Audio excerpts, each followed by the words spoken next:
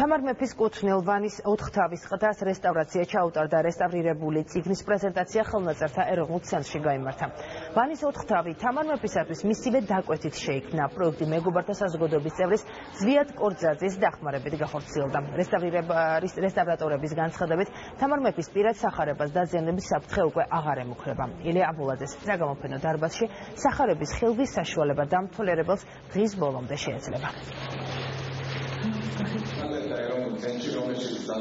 განსაკუთრებული ხელნაწერი გახლავთ ვანის სახარება, რომელიც მნიშვნელოვანია ორი თვალსაზრისით. ეს არის ერთ-ერთი საუკეთესო ნიმუში ქართული ხელნაწერი წიგნის მხატვრობისა და მეორე ეს გახლავთ თამარ მეფის პირადი საკუთრება, მისი ხელნაწერი. მოხარული ვართ, რომ მოგეცა საშუალება მცირეოდენი წვლილი შეგვეტანა იმაში, რომ ვანის სახარება დაბრუნებოდა ისეთ მდგომარეობას მისი ყბის გამოცვლით, რომელიც საშუალებას მისცემს მას, რომ კიდევ დიდი ხანს იარსებოს. თითქმის შესაკრავები შეცვალეთ ვერცხლის შესაკრავებით, რომელიც მotავს და ფენებს შორის და აღარ იწვევს დეფორმაციას და ხელნაწერის დაზიანებას.